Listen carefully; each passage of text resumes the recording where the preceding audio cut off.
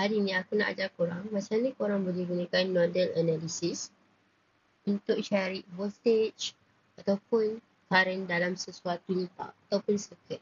Okey.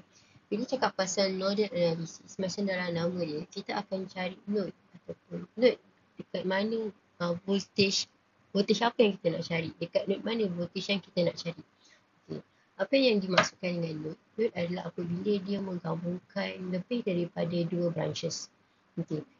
Kita tahu kat sini, kalau point yang pertama ni, dia menggabungkan 3 branches.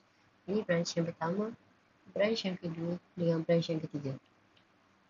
Okay, so kita panggil dia node. Node yang kedua ada dekat sini. Sebab apa? Sebab sama macam node yang pertama, dia menggabungkan branch yang pertama, satu branch, dua branch dan 3 branches. So dia ada 3 branches. Dekat sini dia lebih daripada 2. Okay. So dekat sini maksudnya kita akan cari voltage dekat setiap point. Voltage 1 dan voltage 2. Okey. Bila cakap pasal node, satu benda yang kita tak dapat lari juga adalah dia punya current. Contoh, saya ada satu junction dekat sini. Okey. Lepas tu ini kita punya node. Current akan lalu, tak kisahlah masuk ataupun keluar daripada sesuatu node. Kita bagi nama dia mungkin I1, ini I2, ini I3. Okey. Theoretically, kita akan cakap current yang masuk dalam node sebagai positif, current yang keluar daripada node sebagai negatif, ataupun vice versa. Korang boleh pilih mana-mana. Tapi nak senang kita buatkan satu saja konsep. Current yang masuk, kita bagi dia positif. Kalau keluar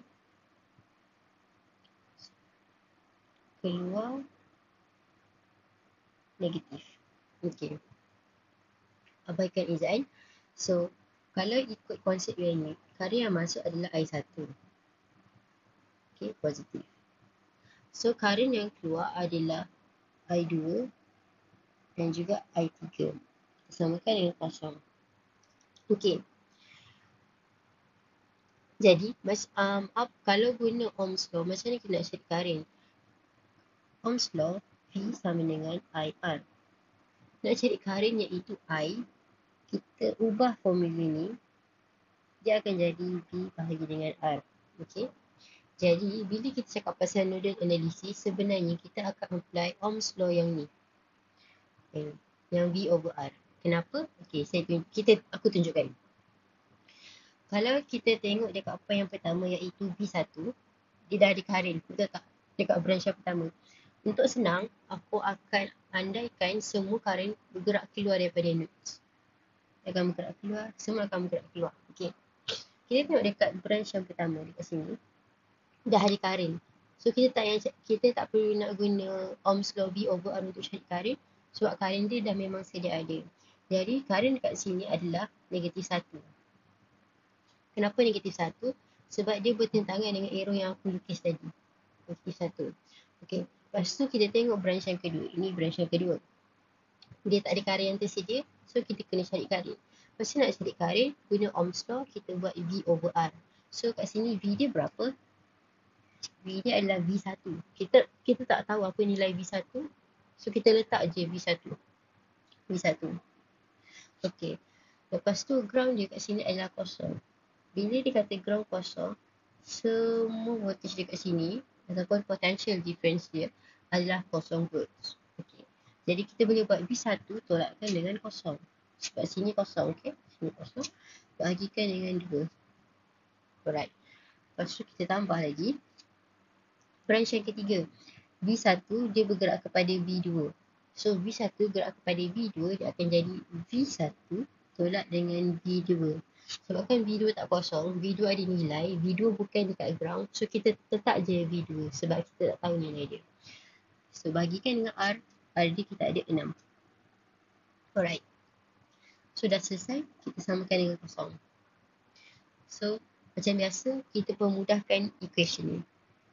Ni aku akan darab 3 atas, aku akan darab 3 dengan bawah sebab nak dapatkan pembahagi samakan dengan 6. So 3V1 tolak kosong bahagi dengan 6 tambah V1 tolak V2 bahagi 6. Negatif 1 aku akan pindah dekat kanan jadi positif 1. Okey, 3V1 tambah V1 tolak V2.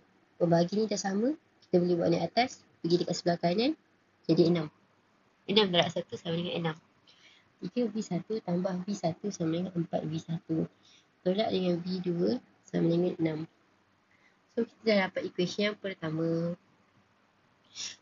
Disebabkan dia ada dua variable ataupun dua unknown, kita kena ada dua persamaan untuk kita cari kedua-dua nilai. Okey, kita nak cari persamaan yang kedua. Kita tengok dekat point yang kedua iaitu V2. Sama macam tadi, kita assume semua current bergerak keluar. So, ini akan bergerak keluar, ini akan bergerak keluar, ini pun akan bergerak keluar. Okey. So, kita tengok branch yang pertama. V2 bergerak ke arah V1. So, V2 tolak V1 bahagi dengan nilai R dia iaitu 6. Tambahkan dengan V2. Okay. V2 dia akan gerak ke bawah iaitu ke arah ground. So, V2 tolak kosong. Bahagi dengan 7. Tambah dengan 4.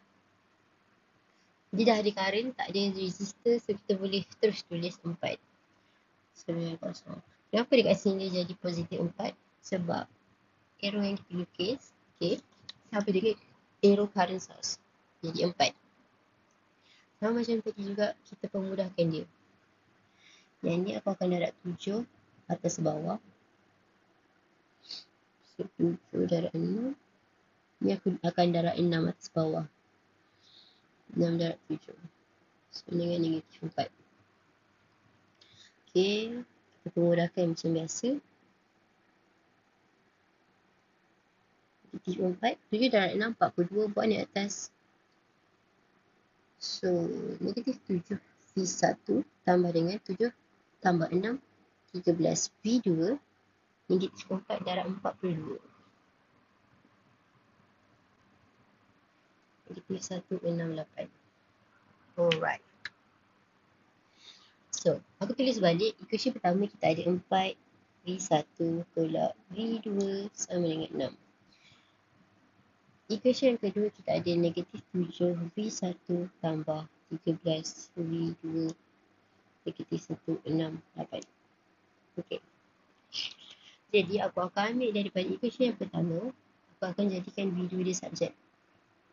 Aku akan pindahkan V2 ke kanan, tinggal 4 V1 tolak 6. And then, aku akan sub V2 masuk dekat equation yang kedua.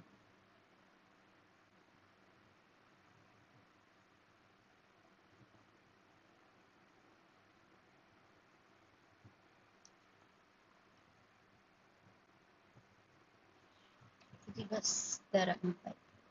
22. 13 darab 6. 78.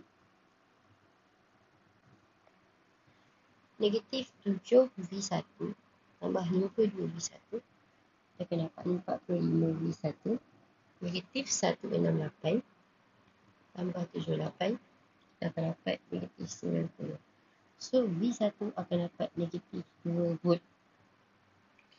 So, kita guna pula equation ni. Okay, equation ni. V2 sama dengan 4 V1 tolak 6. Kita dah dapat nilai V1 tadi, negatif 2. So, masukkan je. Kita akan dapat negatif 8 tolak 6 sama dengan negatif 14 volt. Itu sahaja.